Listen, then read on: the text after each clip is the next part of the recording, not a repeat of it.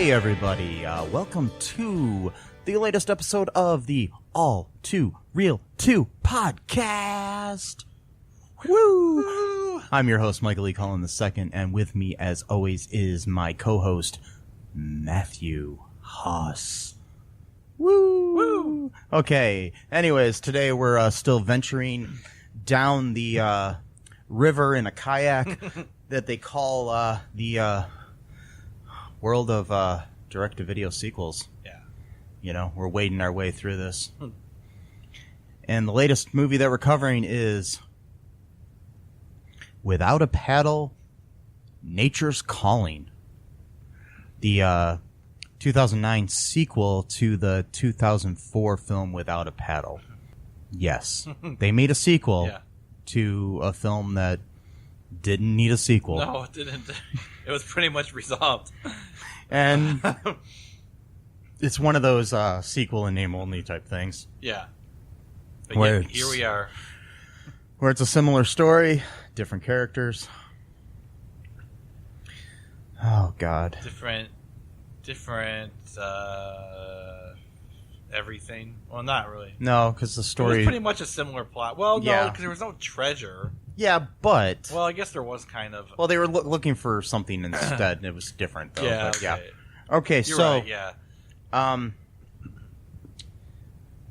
no one died. Like, a friend didn't die and brought them all together. Oh, no. But yeah, it was pretty much very...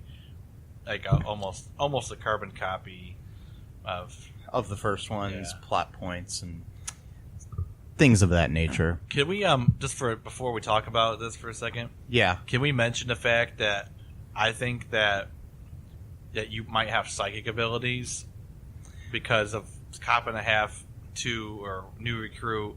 Yeah. Yeah, go ahead. And then Nature's Calling here, Without a Paddle, 2 or whatever. But we okay, this is being recorded in September, just to let you know, of 2018.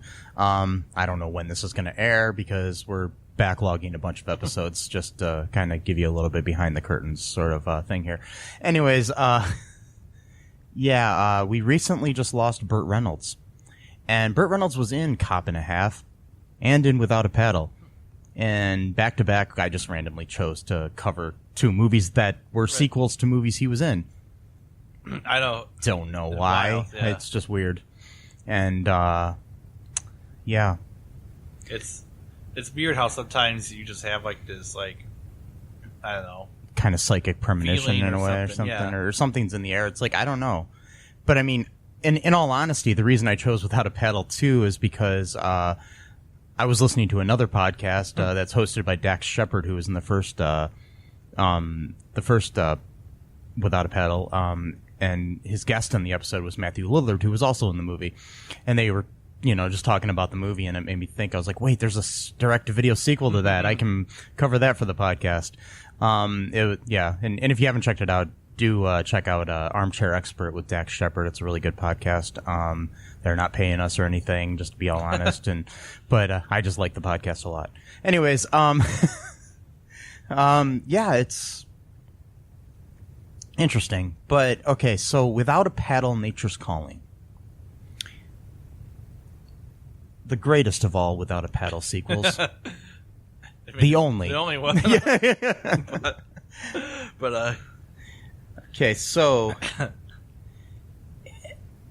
in this movie, the setup is there's these two friends, Zach and Ben. They've been buddies since they were in grade school. They're kind of opposites. Zach's kind of a freewheeling ladies' man kind of guy, and Ben's a straight-laced. In the movie, he's a lawyer, like when he gets older. But back when they were kids, there was this girl named Heather in their high school who was a vegetarian hippie chick sort of thing, and she had a petition to sign, and she got one signature before she got kicked out of school for some reason. Yeah, they didn't really explain what was... I guess having a petition in a school gets you kicked out. Yeah. I don't know. Yeah. Then again, I didn't go to a public school, so I don't know. I went to a Catholic school. That probably would have got you kicked out of my school. So, they sent a kid home one day because he wore a T-shirt when I was in high school that said "boycott homophobia." Oh wow! So he was like, "How do you boycott?" Okay, yeah, that's an interesting phrase. Yeah. Okay. His sister is a lesbian and stuff, so he was just basically against homophobia. No, I get that. It's a homophobia business. I guess kind of it is. Yeah, So, I don't know what he... I understand the intent. But anyways, he wore a T-shirt, a homemade T-shirt that he wrote on that said that, and we had a jeans and T-shirt day because we normally had like a uniform that we had to wear. And and that was interesting. So I'm pretty sure this would have happened in my school if Heather was there. Yeah. Trying to get people to sign a petition that said, meat is murder, basically. Well, no, her petition was about. No, it wasn't. It was about dissection. Yeah, because the next day he wore a T-shirt that said "meat is murder." He was trying to impress her, and then I forgot about that. Yeah, and then she got kicked out. Yeah, and she blew him a kiss. At least that's what we believed. Yeah. Before she left through a window when they were in the office or something. I don't know. They were in the principal's office because these kids were bullying Ben. Yeah, and they got in trouble for it. Then Zach came in to help fight, and it was actually kind of a funny scene because, like, since they were so loyal to each other, like whenever the kids would gang up on the other kid would jump in to fight. And then they start ganging up on that kid, so then Zach would jump in. So it was like, and then so they went to the principal's for fighting, and then she just happened to be outside the principal's office walking, even though she just got kicked out of school. And then she blew this kiss, and then Ben was, smitten forever, I guess. Yeah, because then according to the the outline of the movie that I read, it's 12 years later when we meet them again. I thought it was more than that, but yeah, I was thinking at least 20, but no, it was yeah, I guess it was 12 years later. 'Cause they never really said when they were in high school. They didn't really say the. Oh, it said 1996 actually. Did it? In the beginning, yeah, it said 1996. So then 12 years later would be 2008, and the movie was made in 2009. So it makes sense. Yeah. That does make sense now. Okay. So I was thinking I forgot that this was 2009 all of a sudden. But yeah. Yeah, me too. I was thinking it was made just last year. For some reason, I don't know why. Yeah, so anyways, when we meet them again, Ben's like a corporate lawyer or something, and he's all stressed out, and Zach's a nurse at a nursing home. Mm-hmm. And there's this old lady there who is dying. I'm skipping over some things, but whatever. They're not important. Much. Yeah, and she wants Zach to help find her granddaughter so she can get the inheritance from her coffee maker. Wants to leave her a coffee maker.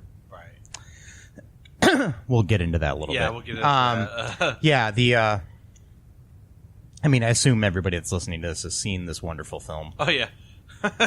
It was so popular when it came out. I mean, it was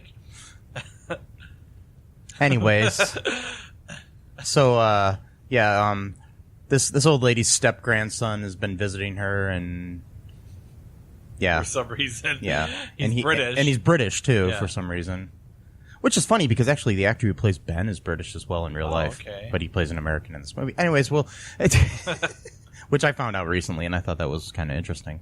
Yeah, it's pretty interesting. He did a really good American accent. He did, and he looks so familiar too. I've seen him and stuff. He's in the movie I Love You, Beth Cooper. He's in Mr. Woodcock. He was I think he wasn't I Love You. No, maybe he wasn't. I don't know. I'm trying to remember. Let me look him up. His name is Oliver James, and he was in. Maybe I'm wrong about that.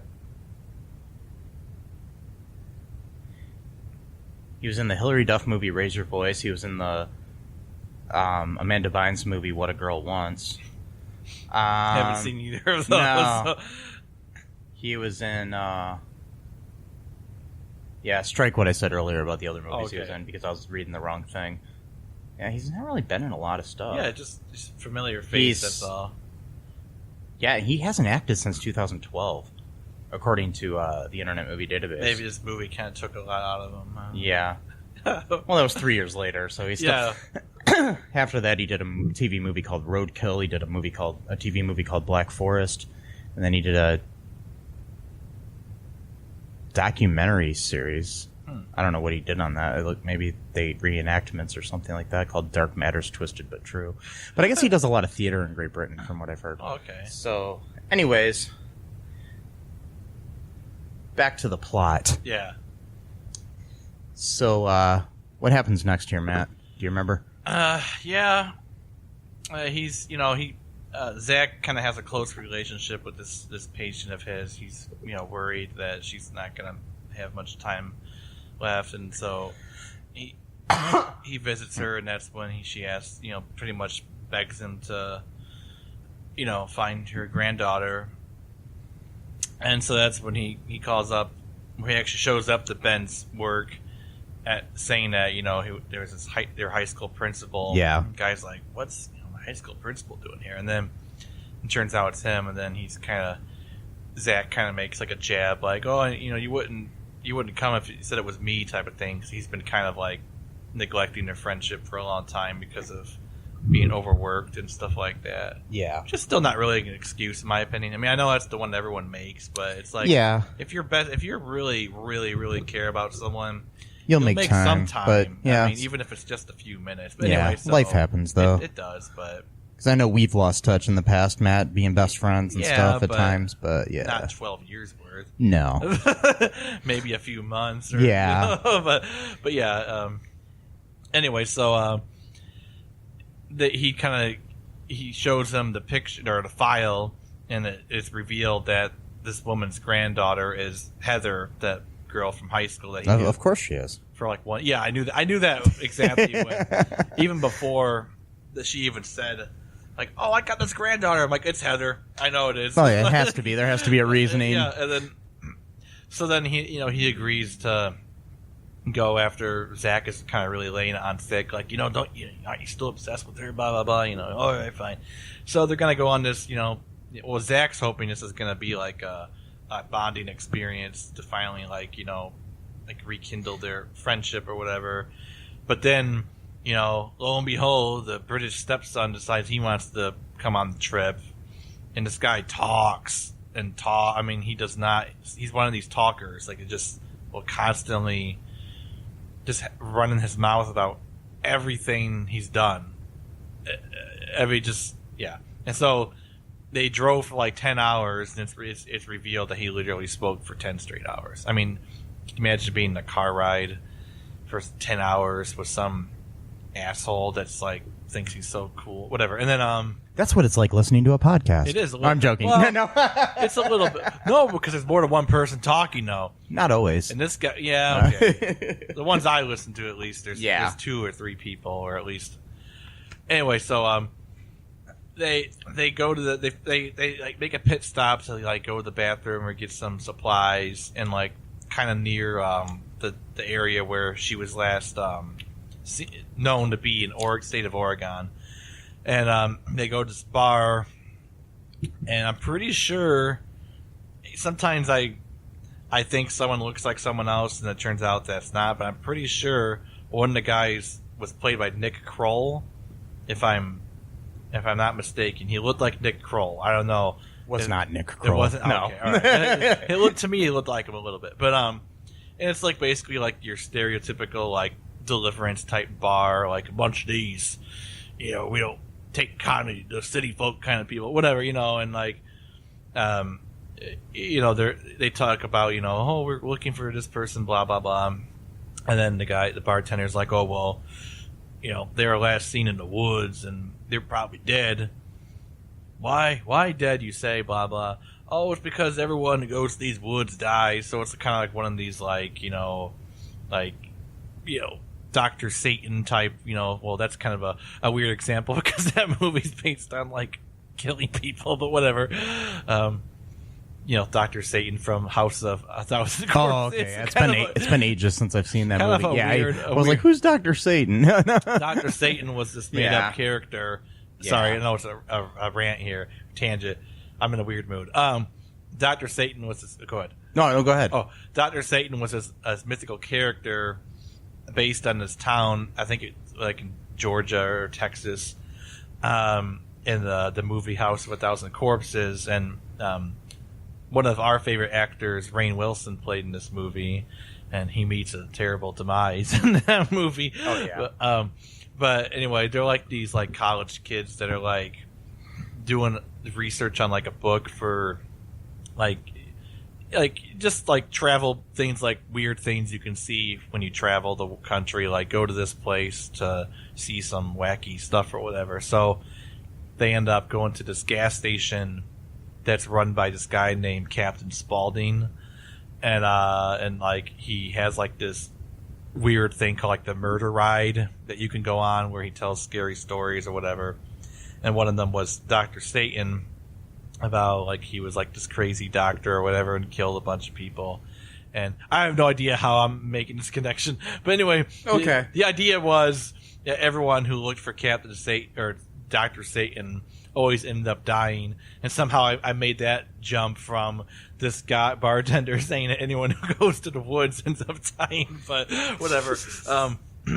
So he said that they're probably dead, and they have like a wall of pictures of people who tried to go to the woods and none of them ever came back, type of thing, like a wall of shame or whatever. And then so I think was a guy named Nigel. Was his name literally Nigel? Even though he's like that's like the most stereotetypical British name. Yeah, that was the character's name. God, Nigel. Yeah, really? Was, okay. Yeah.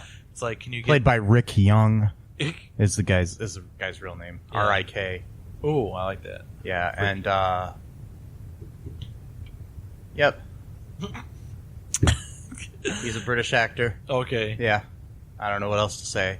He was all right. He was a good actor. He was an interesting character. I mean, honestly, I think the acting was decent in this movie. Yeah. Don't get me wrong. I think the actors, for being pretty much unknowns or whatever, you know, they're not like, I don't know, big stars or anything, but they were pretty good. Yeah, they were pretty good. I liked them.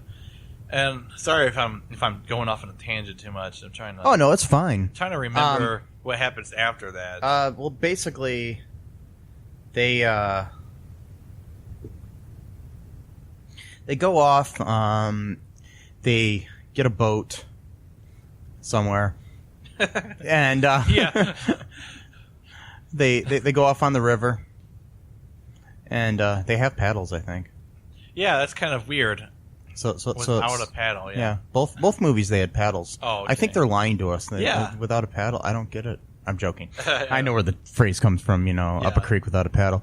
But up Dawson's Creek without a paddle. I'm joking. No, anyways. I don't know what the hell that meant. But we're gonna go there. Anyways, basically what ends up happening, to put it all, you know, in a nice little bow, they eventually they go down a waterfall, but Nigel gets out of the boat first. Oh yeah, wait, they were camping before that, and that was the most glorious scene in the movie. After they're camping, I forgot that they stayed overnight one time and they're camping, and Ben wakes up early. Yeah, he's the first one to wake up, and he is attacked. He notices a squirrel getting into his bag. Yeah, and so he shoos the squirrel away. And then the squirrel comes back with a squirrel army. Yeah. And attacks him with some of the most glorious CGI you've ever seen in your life. I was like, I loved them. Like, oh man, that's like. I mean, it was right up there with the special effects in Avengers: Infinity War. You know, it was almost as good as, you know, Thanos or Gollum in the Lord of the Rings. It was just, you know, it was so. No, it's not. I'm lying. Anyways. I just watched Infinity War this morning. I was thinking to myself, I'm like, you know what, though? Doesn't top the squirrel army I saw last night. It just doesn't. I heard that the second part of the Infinity War saga involves a squirrel army. So I might be spoiling something, so, you know, don't, you know. So, you know, don't think about. I mean, I'm pretty sure that the way humanity is saved in the next Avengers movie is through a squirrel army. And maybe that hummingbird might show up to it. The great CGI hummingbird. Okay, so before that, it's actually the movie's actually kind of ratcheting up to be a decent movie. And by the way, seems like all three of these guys are like master kayakers because they're going through this huge. Oh yeah. I mean, they're like they know exactly what direction to paddle. They're missing all these. Oh yeah, and by the way, when they were in that bar, they got a map drawn from the bartender or something about like where to go and how to get there, how to get to the woods where the woods where they know Heather was last seen. How do they know that? Anyway, whatever. Then. Oh no, the guys in the bar told them. Oh, okay. Because they showed a picture of her to see if. Oh, okay. Yeah, because they said that but she went by the name Earthchild or something. Yeah. Yeah, and Thunderstorm or something like that. Whatever. And then. So they have like this great like raft ride. I mean, and these people, they look like they're professionals. I doubt their characters have ever done this in their lives, but somehow they didn't crash once. They got to shore. They put the raft on the land. Zach, being the quote irresponsible one, the free living one, forgot to bring any food for this trip. Yeah, and so. But beer, he brought beer. Though. Yeah, but Nigel knows how to catch fish with his darts. Darts. Yes. Yeah. Darts. Well, and they're setting up something for later in the movie. That's why they did it. But anyways, so after the squirrels attack, after they ate their food, they went to bed, and then the squirrels attacked. They all wake up and they're freaking out, so they run away, and they get into the boat and they leave all their shit there at the campsite. Yeah, that's right. Yeah, and then they said bail, and then Nigel jumped out of the raft. They went down a waterfall and lost. And Nigel went off, and then he ran into these two Canadian guys with the worst Canadian accents I've ever heard in a film. Yeah. They said A after like everything they said. And neither one of the actors are Canadian. I looked it up. Oh, yeah. They're both American. Yet the guy who plays Zach is Canadian. And somehow he allowed this to happen in this movie. Yeah, how dare but, you. Yeah, anyways. Zach. But they're a couple of thugs. They're basically the analogs to the brothers that were in the previous movie. And there were two like pot-growing brothers in the previous one. Yeah, I remember played that. Played by Ethan Suplee and the Abraham. I can't remember his last name, but Lincoln? not Abraham that's Lincoln. Terrible. He didn't like actors too much. No, he didn't. Wow. So at least I'm assuming. I don't think. Well, I mean, he only had one. I mean, he did like to go to the theater, but anyways, I don't think it lasted long enough for him to know whether or not he liked it. Yeah. It's kind of happened.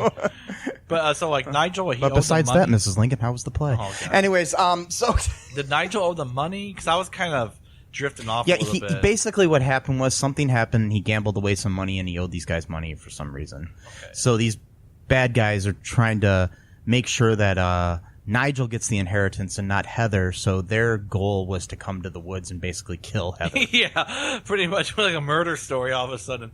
Yeah, they're going to kill Heather, and because of the association, these two dudes that were trying to find Heather as well. Yeah, and probably eventually Nigel. Who knows? After they got the money, I'm sure they would have. So but, yeah, the thing I was trying to figure out was, did Nigel know that they were following him, or were they just basically tracking him wherever he went? I think they were tracking him, and he didn't know, and then ran into them. I don't know. They didn't really say. He didn't say. Yeah, since he kind of skipped off though on his own. Yeah, you kind of assume maybe he knew they were there. Knew they were coming? I don't know. I don't know. It was because he ran away from them once he saw them. So it was kind of vague. It is vague. It was kind of And but basically, then eventually the dudes, the two other dudes, Ben and Zach, find this tree house and run into Heather, and who's now named Earthchild, and then her roommate or whatever, and her friend Thunderstorm. I don't think we got her original real name. No, we didn't. So okay. So yeah, and Yeah, and she's of course they're like the two hottest women ever type thing. And they live up in they all live in a treehouse. The treehouse is amazing, by the way. Yeah, it is. It's like better than the George's Jungle one. Oh yeah, I was gonna say it reminded me of the George of the Jungle one, but better. It's better, yeah. Yeah. I was like, I could live up here. Like, this is pretty sweet. I'm sensing like kind of connections here between all the movies we're watching. We got this. I know. Yeah. I think they kind of borrow off of each other. Yeah. I always noticed too that the actors always are. A lot of them are Canadian. I've noticed. Well, a lot of these movies are filmed in Canada. That's probably why. Cheaper? Yeah, it's cheaper to film like Vancouver or Toronto or something. But but I think this one was actually shot somewhere in the Northwest, whereas the first Without a Paddle took place in the Northwest, but was shot in New Zealand. Oh wow. Yeah. Anyways, the just randomness in my head. In the magical world of Hoth, there are wizards, there are sorcerers, and there are magi. And none of them know what they're doing. That's how the best spells are discovered. Throw it at the wall and read the tea leaves. Or scorch marks. Witness the wonders of magic, science, and property damage in a radio drama of phantasmical proportions. Face my mastery over the elements! Magus Ilgar. Now available for download wherever audiobooks are sold. Listen to the first 3 episodes for free on YouTube. Hi, folks. This is Michael E. Cullen II from the podcast that you're listening to right now, along with manager Matthew Haas. You got promoted? Yes. Damn it. Okay. Anyways, folks, do you like the show Superstore?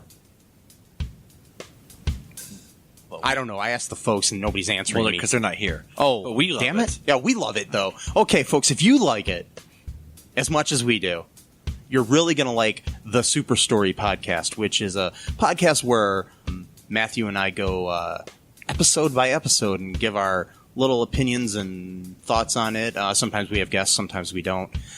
Just depends on how we're feeling. Yeah. And, so if you like this podcast and like our little crazy banter, then you should definitely check this out. Or I might get sad. And when I get sad, it gets pretty sad. yeah, So I can't deal with him when he's sad. yeah, no one can really. So Yeah. So check out Super Story Podcast right here where you get this podcast, Super Story Podcast. I don't know. So anyways, they find them and Ben is trying to tell Heather that he likes her, blah, blah, blah, kind of implying that or whatever, but she's very smitten with Zach. yeah, like as soon as they got there, Ben was like, hey, don't you remember me? I signed your petition.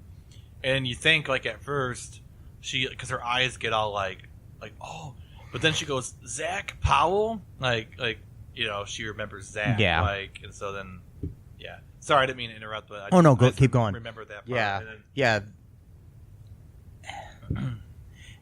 But, okay, here's a little side note here. oh, yeah. Okay, this is something that bothers me. Okay. Oliver James, who plays Ben, was born June 1st, 1980. Zach, played by Christopher Turner, was born September 27th, 1980.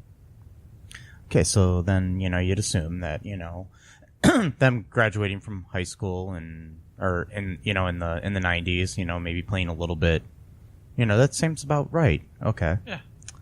All right. I don't know the ages of the kids that played them when they were younger because I couldn't find that anywhere.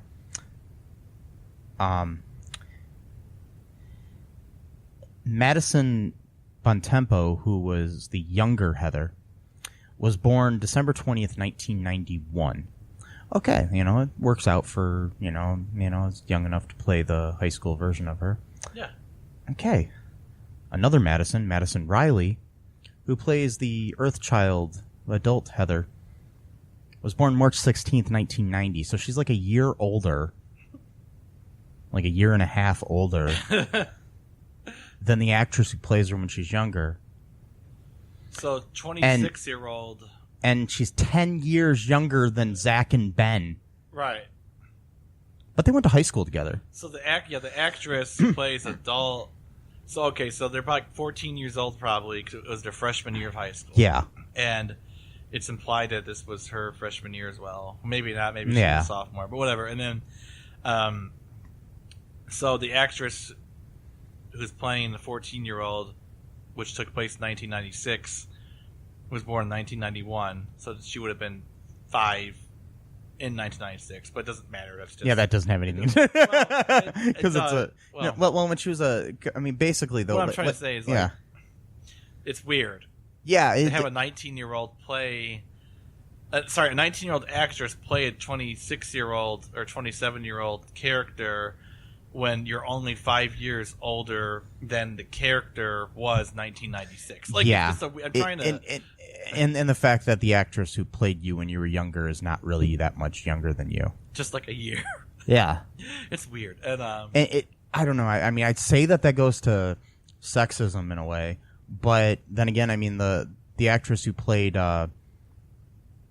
Thunderstorm is now 42, so she's actually older than everybody else. Okay. So, I don't know. And much more attractive, in my opinion. But anyways, that's... I mean, I was going to... I mean, I'm not, trying to objectify, but out of the two, I think she was actually the most, pretty of them. Actress Amber McDonald playing Thunderstorm. And the only reason why I bring that up is because I think it's actually important for the story going a little bit further. Yeah, because, basically, Thunderstorm seems to be really smitten with Ben. Yeah. But he's all about wanting to get with Heather, or Earthchild. Who, really wants nothing to do with them at all, really. Yeah, because it turns out... at one point, there's stupid nut humor in a movie with squirrels. Oh, God. Yeah. Get it? Sorry, I'm bad pun. With squirrels, But anyways, there's a movie with the squirrels being I think maybe that was foreshadowing. Squirrels are attacking these guys. They don't get hurt then, really. Right. But later on, their nuts get hurt. Yeah. I mean, that's probably... I'm probably reading way too much into this. They probably literally thought that was funny. They're like, yeah, you get it? Or, I honestly, I don't know if I want to give them that much credit. Okay. But anyways, there's a wooden beam. This loose beam in the treehouse that they step on by mistake because, I don't know, you think if there was a loose beam like this that somebody else would have stepped on it at one point and they would have fixed it before then. But anyways, they would have said, hey, watch out for this beam, by the way. Yeah. And it basically both the guys get hit in the nuts with the beam. And so then the girls are pampering them after they pass out. Yeah, they passed out from getting hit. Yeah, I guess if you get hit in the nuts hard enough, you would pass out. Yes, I don't know. I've never been hit in the nuts really, so I don't know. Yeah, I mean, I don't know. Maybe. Yeah. They put all this nasty mud shit or whatever. Yeah, they put Thunderstorm puts nasty mud shit all over Ben's crotch area, and even mentions that his dingling wasn't too shabby. That's not what she called it. I can't remember what she said. But anyways, but she did say not too shabby, though. Yeah. Anyways, Earthchild's doing some kind of yoga shit with Zach to try to help him feel better. And it looks like they're about to have sex almost when Ben walks in on them after he walks away from a very, horny Thunderstorm, I guess you could say. She's trying to get with him. I mean, yeah, she was laying it on really, really thick. Yeah, she was trying to kiss him, and right before they kissed, he kind of walks away because he's still... He's a fucking idiot. Because he's an idiot, and he's obsessed with Heather. He's been obsessed with her for 12 years. Okay, and here's the weird thing about that. So... This is a guy who literally had one solitary conversation about 30 seconds long with this girl when he was a freshman in high school. Mm-hmm. And then she ostensibly blew him a kiss after they got in a fight and they were sent to the principal's office.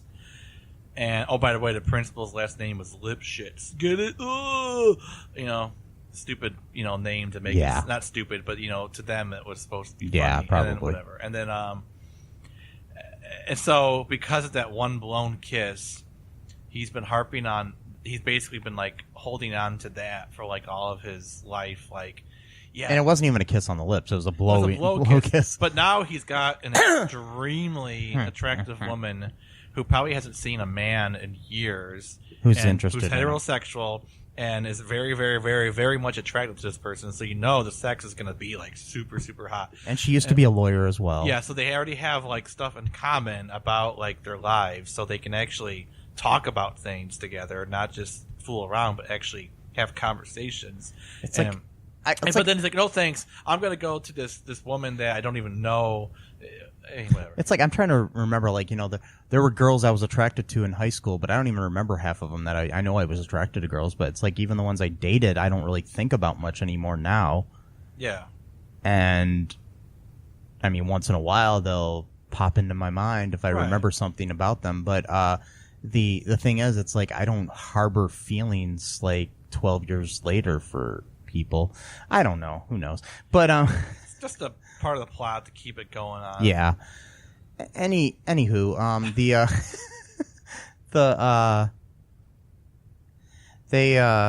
I don't know.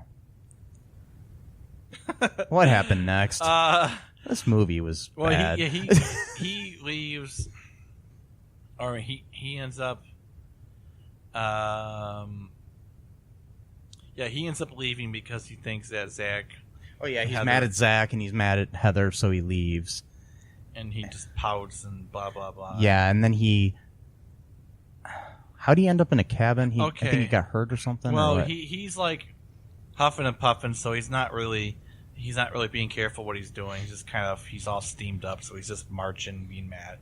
Zach, on the other hand, actually does reject Earthchild's advances out of loyalty to his friend. Yeah. And then so they don't have sex. Oh yeah, and then that's when Earthchild reveals that she blew that kiss to him, not to Ben 12 years ago.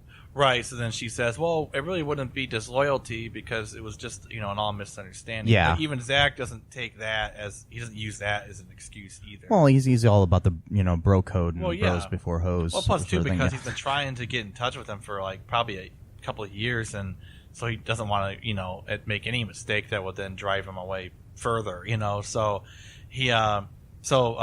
Ben is, he's all huffing and puffing, not like the big bad wolf, but he's just, that was bad.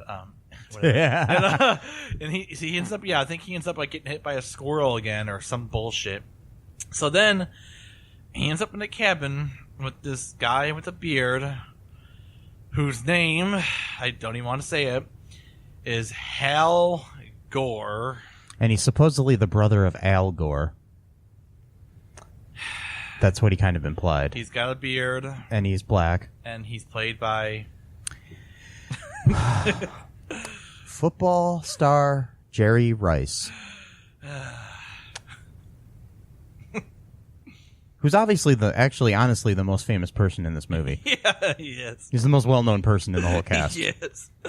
And he has like 5 minutes in the movie, and then and then he's been doing research on squirrels for years about their farting or something. Yeah, he thinks that the farts of squirrels is what's causing the ozone collapse or something. I don't know. It's such a stupid beat. And then when Ben mentions that something about how people have been saying the same thing about cows, he's just like blown away, like all my work is pointless now. Oh, I wasted all these years in the cabin.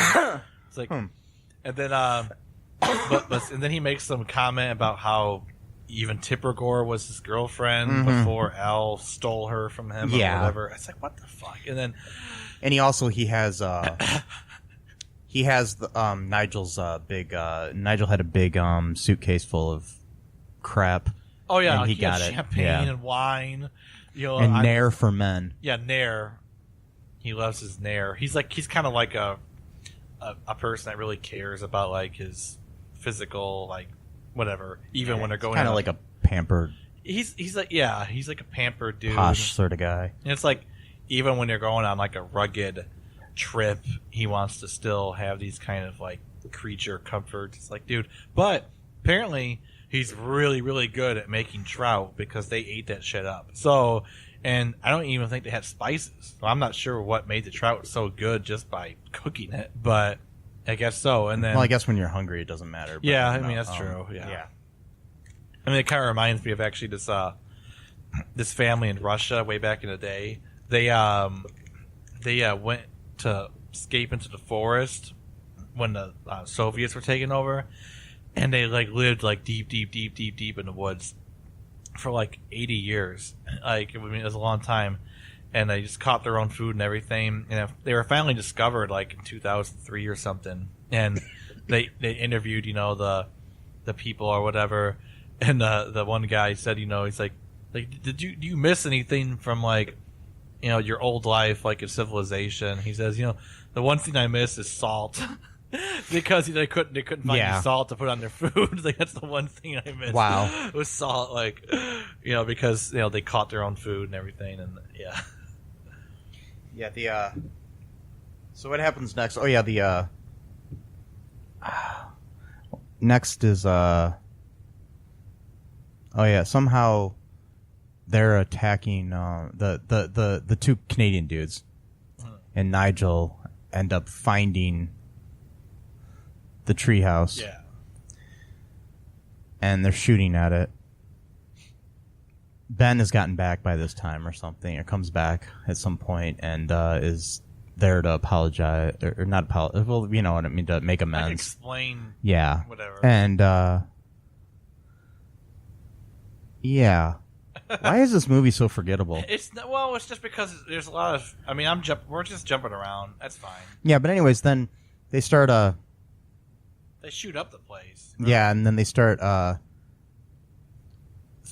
throwing down their potted plants that are fertilized with their own shit, which is mentioned in the best fertilizer. Actually, it really is. Is it? It is Human shit. Well, any kind of shit. Yeah, but human shit. Well, it doesn't matter what kind. But anyways, they start throwing that down at the guys, much like in the first movie where they threw shit at those guys too.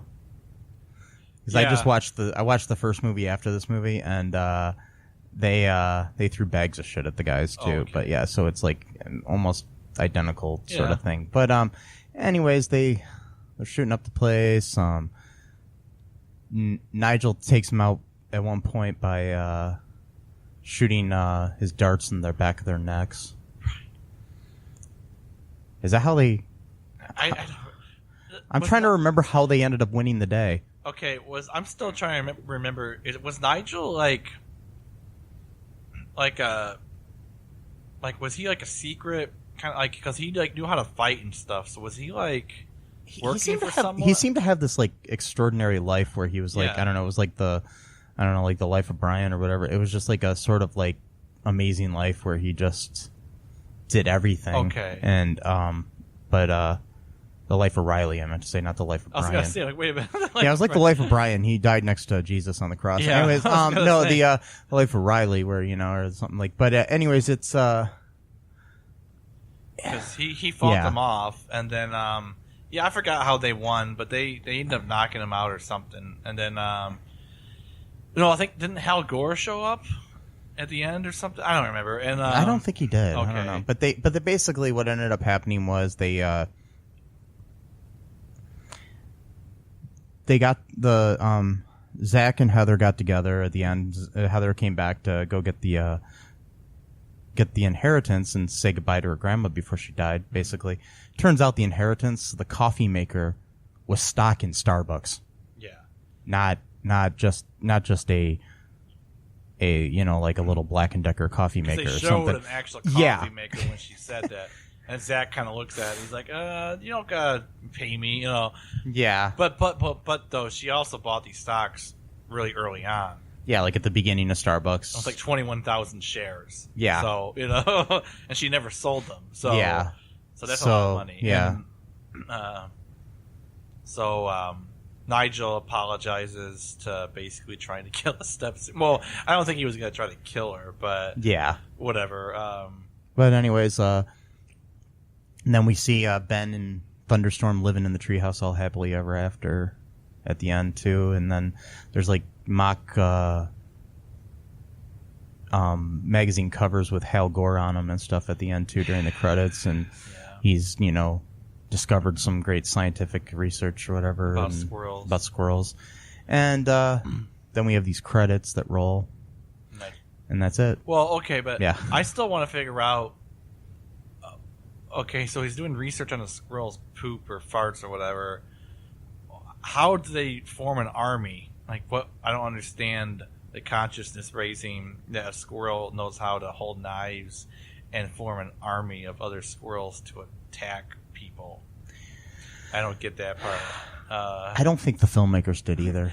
I mean, they just threw that in there. It was so weird. Like even like when it was rummaging through his bag, it seemed like it had a little bit too much consciousness about what it was taking. Like it was like it was a squirrel out of like a Disney or a Pixar movie or something, not a real squirrel. Like it was like, like a sentient, like, I don't know, like a self-aware squirrel who like it just, knew too much. like human, like to, I don't know, anthropomorphized or whatever that word is. I can't say.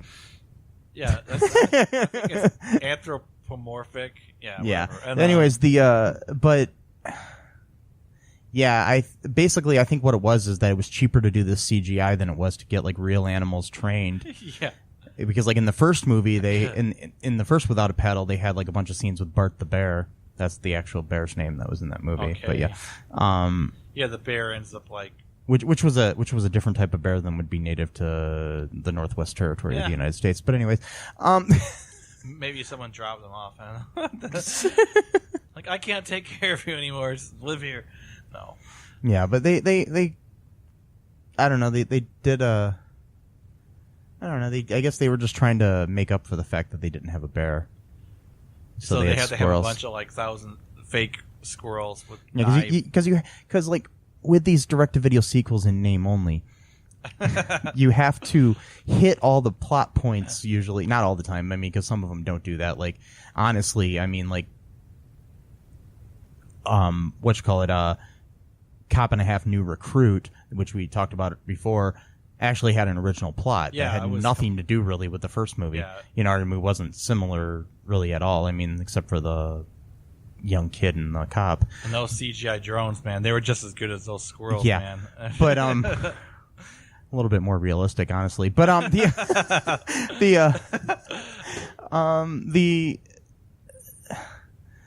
just think they were trying to add some kind of humor to it, and it just didn't work. Didn't work. No. I mean, it was funny just because of how bad it was. Because, like I said, I was watching this, and I'm like. I mean, it was a step up from Birdemic. Yeah, well, I think Birdemic is from the birds in Birdemic, so bad at least that it's good. Yeah. Like, why did the birds attacked? I love that. Yeah. Anyway, so maybe the name of this movie should have been "Why Did the Squirrels Attacked?" Yeah, I was gonna say that earlier, and I forgot actually. But like, yeah, before that, the movie is like shaping up to be like a normal like buddy movie, like a real, like something that was somewhat realistic. Yeah, because I'm like, okay, they go on this raft thing. Of course, they're a little bit too good at that, but whatever. Yeah, but I mean, it's everything but the squirrels, and then there was a CGI hummingbird at one point. Okay, that's the other thing. So why? I guess. Well, okay, I can understand the squirrel thing being cost less or whatever, but why were they forming an army and attacking people? Because the bear in the first movie didn't have a vendetta against humankind. Like, no, it just was feeling to sleep threatened with the guy. So, and then he ended up like, basically spooning with Seth Green's character. Yeah, and it's. But these squirrels almost have like a vendetta against human. It's like the human race. So I don't know. I mean, maybe it's all the loggers that were coming into the area. See, but that's what I'm thinking. Like, okay, because the hummingbird was doing the same thing. The hummingbird. Sorry, I keep like interjecting here. Oh no, that's fine. I'm getting like that's what this is for, man. I'm getting all hyper now. But like, okay, so like even the hummingbird is like constantly like trying to attack Ben when he's like trying to reveal his feelings for Earthchild, and it's like why? And it reminded me of that Ben Fraser movie. Brendan Fraser. Sorry, Brendan. Yeah, Brendan. I don't know. I kept saying Ben Fraser. I was like Brendan Fraser movie, where he's basically like president of a company that's or whatever is gonna deforest all this land, so the animals are like attacking him because they know that their home is gonna be demolished. But so did they see that movie or that movie even come out yet? I'm not even sure if that movie even came out yet. And trying to like mix two different plots together, like a B plot, like okay, let's do this deforestation plot from that Brendan Fraser movie, and yeah, I don't know what they were doing. It's hard to say. They were just, I think, trying to find some kind of humor in this, and the fact that the animals wanted to attack humanity or something. Funny, I guess. I don't know what they are trying to make a message. Whatever. Hey folks, this is Michael E. Cullen II, from the podcast that you're listening to right now, along with Matthew Haas. We just wanted to tell you about our great podcast called Super. It's called All Too Real. And on that show, what do we do, Matt? We watch biopics, and then we talk about whether or not the movie matched up with the real story or not. So it was a lot more exciting than that, though. Yeah, so we analyze the real story and the real story. Get it? Get it? Real. You know? Yeah, they're spelled differently, folks. You can guess which one I said which way. Uh-huh. Anyways, so sometimes we have a guest, sometimes we don't. But we talk about great movies like Shattered Glass and The Social Network and Futile and Stupid Gesture, among others. Those are some of the ones that we've covered so far, and we're going to cover a lot more. So please subscribe on Stitcher, Apple Podcasts, Google Podcasts, wherever you find your great, fun podcasts. And be sure to share it with your friends. Do it. And make sure you're not afraid to get all too real. Bye-bye. My head hurts now. Anyway, so that was my one question. And also, too, we're kind of jumping like around a little, but that's fine. But like the beginning, though, I wanted to say something about the very beginning of that movie, like or when the first credits start rolling.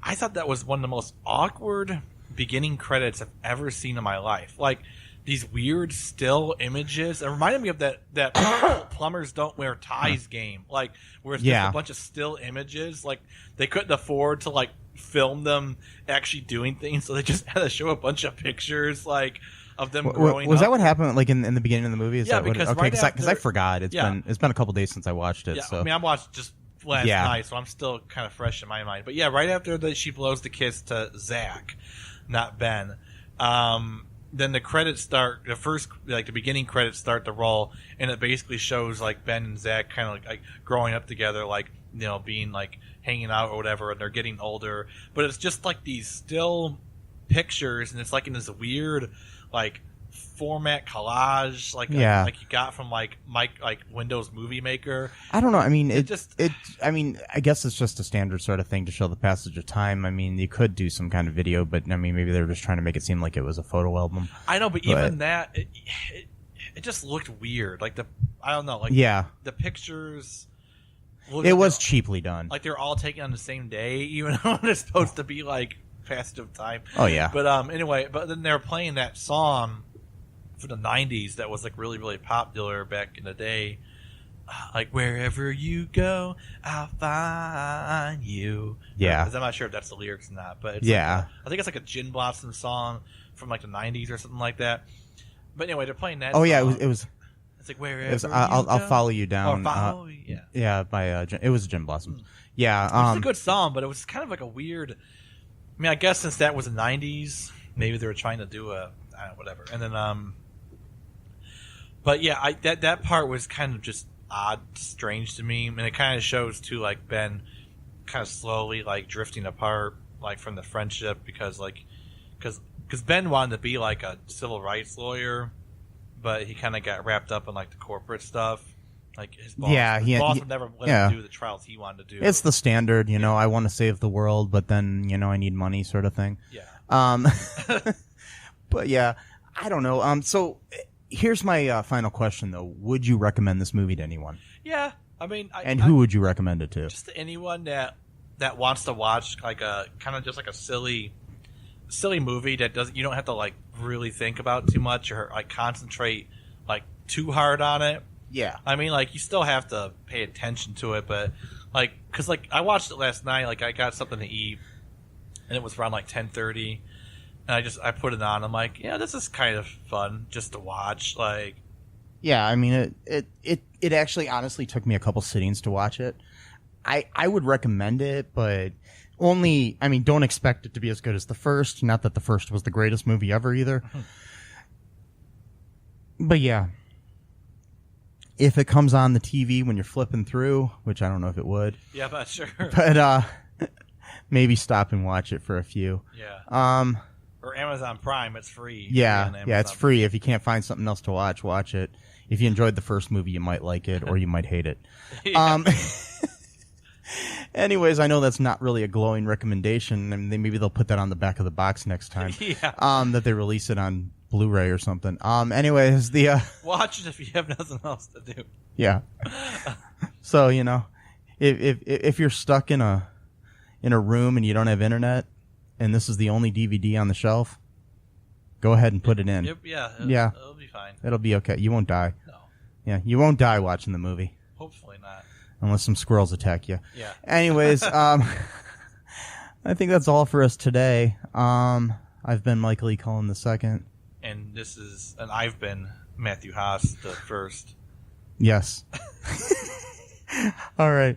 Thanks for listening to All2ReelToo. Bye-bye. Bye. Thanks for listening to All2ReelToo podcast, a Cullen Park production. Produced and edited by Michael E. Cullen II. Music by Matthew Haas. Subscribe and share the show. Visit us at cullenpark.com.